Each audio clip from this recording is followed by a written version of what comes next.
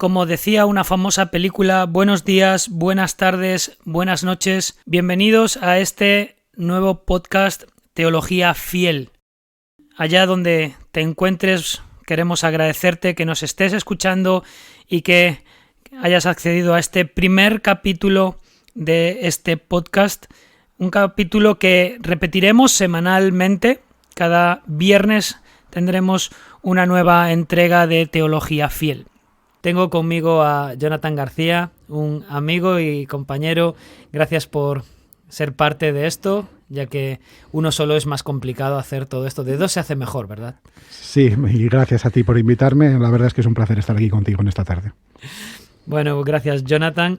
Pues el podcast o este podcast, la idea es que sea para la iglesia, que sea un lugar o un espacio donde podemos discutir o hablar acerca de temas teológicos. Quizás sea más fácil empezar por algunos temas de estos y poder ir abriéndolo también a temas que preocupan a la iglesia actual, pero es específicamente un podcast para la iglesia, aunque por supuesto está abierto a todo aquel que nos quiera escuchar y que le parezca interesante todas las cuestiones y todos los temas que vamos a ir sacando. Pero ya que es para la iglesia, probablemente este sea el tema que nos deba ocupar en nuestro primer capítulo. ¿Qué es la iglesia? Entonces, antes de que yo conteste, Jonathan, te voy a ceder la palabra y tú dinos una definición de ¿qué es la iglesia? Bueno, a veces esas preguntas que parecen tan sencillas, ¿no? Tienen mucha carga de profundidad. Podríamos definirla de varias maneras, desde el punto de vista de la etimología, o desde el punto de vista histórico, o desde el punto de vista teológico. Entonces voy a intentar hacer un tutto revoluto de todas ellas e intentar contestar de la mejor manera. Realmente no es una definición de diccionario, así que espero que nadie intente hallar fallas porque encontrará todas las posibles. Pero yo definiría la Iglesia básicamente como aquel grupo de personas llamados por Jesús a salvación.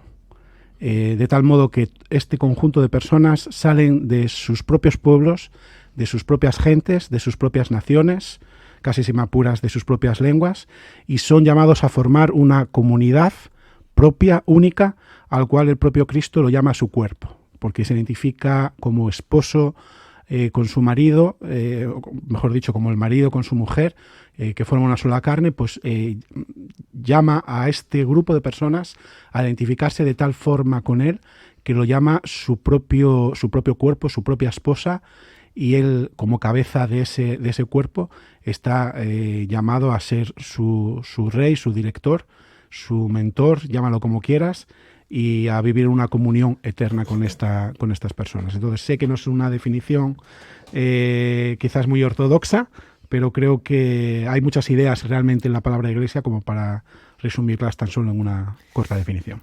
Sí, así es. Entonces vamos a hacer una cosa, vamos a darle un poco de panorámica a nuestros oyentes y vamos a empezar por el principio. ¿De dónde sale nuestra palabra iglesia en español?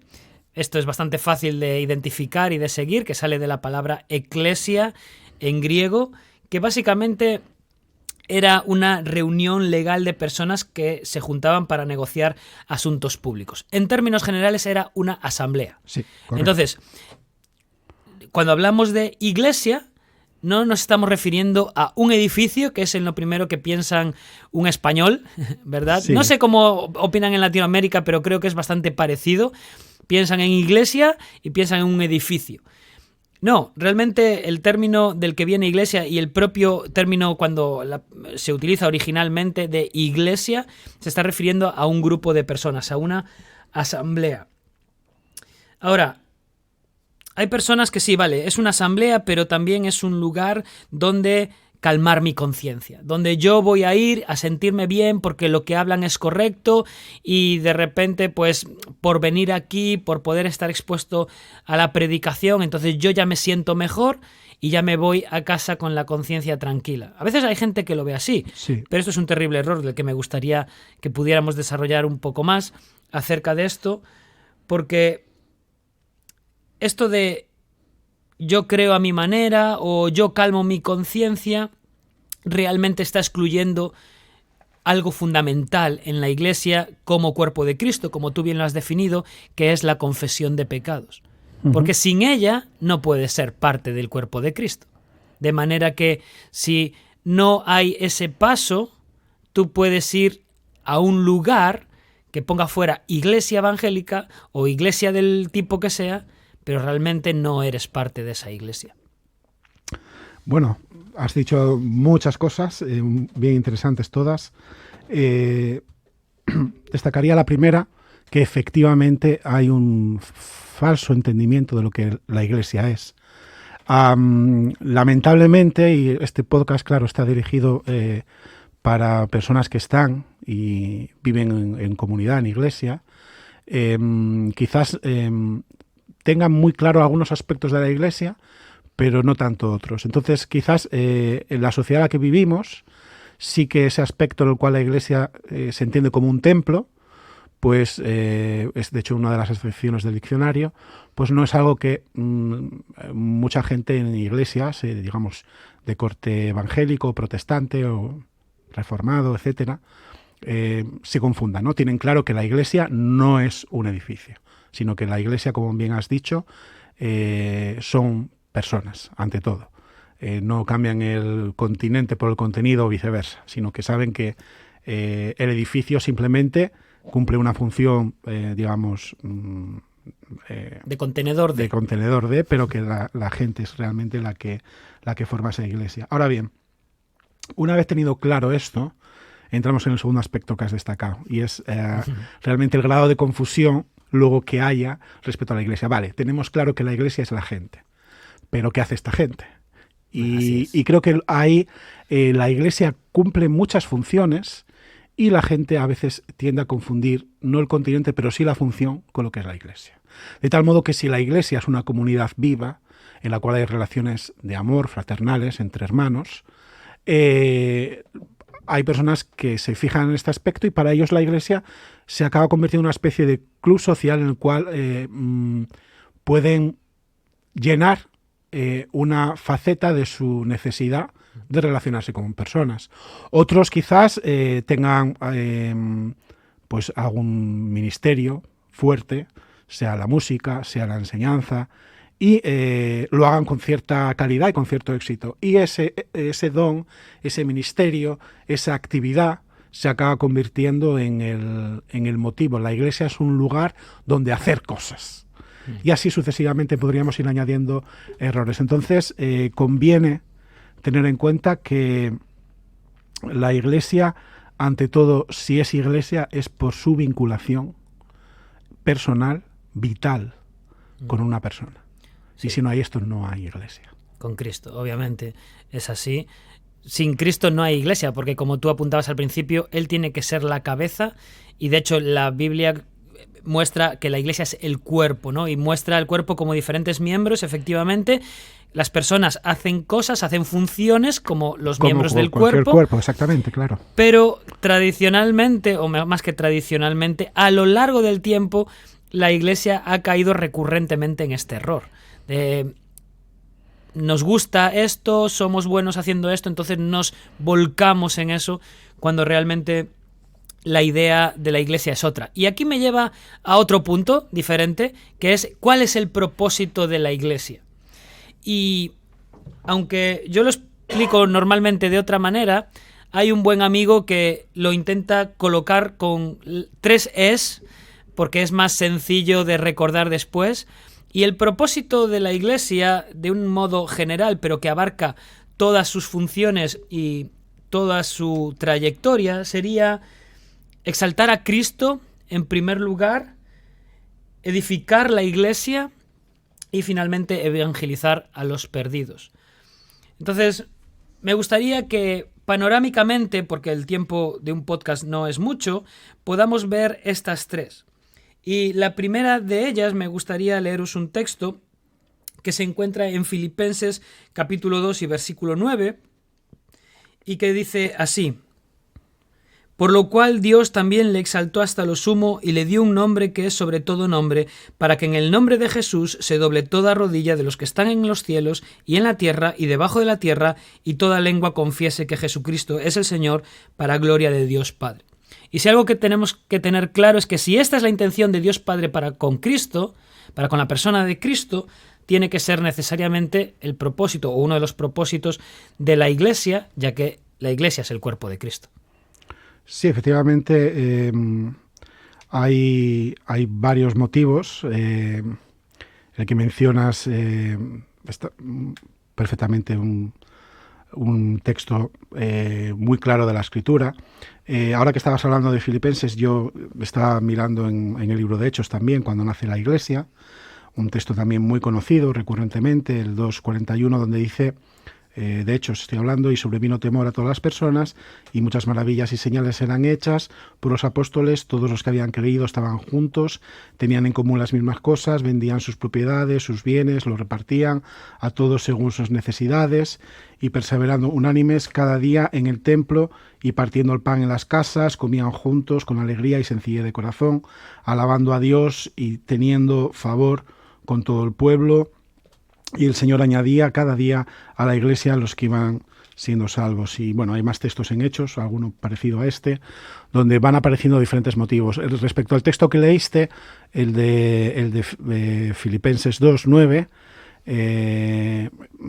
creo recordar la primera palabra con la que empieza, si me puedes repetir. Sí, la palabra es... por lo cual, ¿es esa la palabra que quieres? Sí, por lo cual Dios le exaltó, que no me salía, hasta lo sumo, y le dio un nombre que es sobre todo nombre, ¿no? O bueno, el nombre, dice en griego, to onoma, la exaltación. Ya tú apuntas alto, y apuntas bien, apuntas con la Escritura, y ahí siempre no hay fallo, ¿no? Como el propósito supremo, ¿no? Hay muchos propósitos, como yo leí en Hechos, que podríamos ver, pero hay uno supremo, que es al que tú apuntas, y es el que encaja el texto de Filipenses. Porque el propósito último por el cual Dios ha hecho el sacrificio que ha hecho en la persona del Señor Jesús es un sacrificio que busca la exaltación del Padre en el Hijo y del Hijo en el Padre. De tal modo que el Padre está glorificando al Hijo y el Hijo está glorificando al Padre. Y los dos se glorifican a sí mismos sin que uno se atribuya gloria sobre sí mismos. Es increíble. La Trinidad nos enseña cómo tiene que ser realmente nuestra relación con Dios, viendo cómo es la relación de las personas de Dios intratrinitariamente entre sí mismas. Y dado que el objetivo supremo suyo respecto al hombre ha sido la salvación cumplía un propósito que era la glorificación del Padre en el Hijo en el Padre, a través de la exaltación del Hijo y a través de la propia salvación, de la cual la Iglesia es solamente, digamos, una consecuencia o apéndice que persigue ese objetivo último. Así que digamos que podríamos hablar de muchos objetivos, he leído algunos, pero realmente el que tú has mencionado es el objetivo supremo, sin duda. Correcto. Otro de los que hemos mencionado y es inherente un poco, ¿no?, a la exaltación de Cristo y al carácter de la Iglesia es que dijiste en Hechos 2:44 que Dios añadía a la Iglesia a aquellos que habían sido salvos, y ahora vuelves a hablar recurrentemente de la salvación, porque otro de los propósitos que la Iglesia no puede evitar o no debería evitar, si no tenemos un problema, es evangelizar a los perdidos. Uh-huh. Y seguro que todos tenemos en mente el versículo de la Gran Comisión, ¿verdad? Uh-huh. Cuando en Mateo, cuando Jesús le dice, y lo voy a leer literalmente, Mateo 28:17, voy a empezar ahí, y cuando le vieron, le adoraron, estamos hablando de Jesús antes de ascender al cielo, pero algunos dudaban. Y Jesús se acercó y les habló diciendo: toda potestad me es dada en el cielo y en la tierra, por tanto, id y haced discípulos a todas las naciones. Entonces, esto es un mandato directo. La Iglesia debe alcanzar y mostrar el Evangelio, las buenas noticias de que Dios, a pesar de estar airado contra todo pecador por causa del pecado, Él ofrece una redención. Él ofrece restaurar la relación entre creador y criatura para que se vuelva a cumplir el plan original, para que se vuelva a reunir la criatura con el creador y vivir en esa armonía que el ser humano rompe en el huerto de Edén.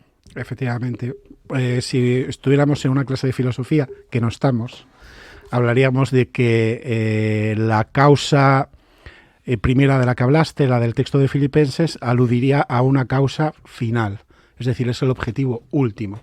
Y aquí estaríamos hablando, en términos aristotélicos, vuelvo a decir, no estamos en una clase de filosofía, pero para entendernos, de una causa instrumental. Es decir, para que ese objetivo se lleve a cabo, hay personas que tienen que ser añadidas a la Iglesia. De hecho, en el griego original, en realidad ahí hay una pasiva que la versión que leíste no recoge del todo.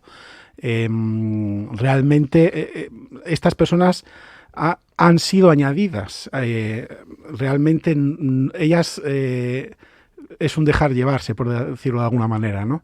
Pero esa es una causa instrumental. Para que el objetivo de la glorificación se pueda llevar a cabo, hay personas que tienen que pasar de muerte a vida, de estar en el mundo a estar en la Iglesia, de renegar de Dios a alabar a Dios y adorarle, de rechazar todo lo que tiene que ver con Dios a ser parte de Dios mismo como cuerpo de Cristo, ¿no? Como cuerpo de como lo que es la Iglesia, ¿no? El cuerpo en esta tierra de nuestra cabeza que está en este momento en el cielo sentado a la diestra del Dios y Padre. Sí, y de hecho, si nosotros leemos la Escritura, cuando uno es niño, y este es un ejemplo al que Pablo sobre todo alude, cuando uno es niño no se queda así, sino que crece. Y con la Iglesia pasa lo mismo en todos sus sentidos. Crece en madurez en cuanto al conocimiento de las Escrituras y a la voluntad de Dios, pero también crece en número, es decir, el cuerpo crece en dimensiones. Y eso es lo que es el crecimiento numérico de aquellos que Dios añade en su voluntad a la Iglesia, a la que es realmente su cuerpo. Así que efectivamente es algo imprescindible, porque si no la Iglesia se hubiera quedado en el primer siglo, ya no hubiera pasado de ahí. Pero no es solo crecer en número, como estaba diciendo ahora, sino también es crecer en sabiduría, y eso tiene que ver con edificar a la Iglesia, nuestro tercer punto. Y me gustaría leer un versículo también para apuntalar este hecho, que es 2 de Timoteo 4 y capítulo 2. Pablo está dándole sus últimas palabras a su hijo en la fe, a su discípulo más cercano, y le dice: mira, predica la palabra, insta a tiempo y fuera de tiempo, redarguye, reprende, exhorta con toda paciencia y doctrina, porque vendrá tiempo cuando no sufrirán la sana doctrina. Tú esfuérzate en explicar, en predicar, no descanses, no desmayes en ese hecho, porque la Iglesia necesita ser fundada, necesita ser edificada y necesita recordar que si se pierde esto, el cuerpo de Cristo no crece. Pues sí, la verdad es que es un aspecto importante, porque realmente por el simple hecho de que una iglesia en la cual va habiendo nuevos creyentes pueden querer alabar y adorar a Dios y no estar haciéndolo. Y esto daría ya para otra serie realmente. Pero realmente ese crecimiento y esa edificación es necesaria, no solamente numéricamente, que también, por supuesto, el Señor va añadiendo personas, pero estas personas también, como piedras vivas, como dice también el apóstol Pedro, tienen que ir creciendo, ¿no? Un edificio en el cual se van añadiendo muchas piedras, pero unas crecen y otras no, sería un edificio que lleva a la ruina. Y de hecho, hay veces que uno tiene miedo de que eso acabe así, ¿no? Y tiene que ser realmente el Señor el que vaya haciendo ese crecimiento para que la alabanza y adoración que apuntabas al principio como objetivo último se pueda ir cumpliendo ya en esta tierra, ¿no? No solamente que en el cielo, que también será, doble toda rodilla, toda persona, sino que en esta tierra los que somos hijos de Dios también lo podamos hacer como Él quiere que lo hagamos. Así es. Pues Jonathan, no queremos alargar mucho más este podcast, preferimos que la gente se quede con ganas a que no quiera volver a escucharnos, así que vamos a ir cerrando aquí. Recordad que el próximo viernes habrá una nueva entrega de Teología Fiel. Te esperamos en el próximo capítulo. Que Dios te bendiga.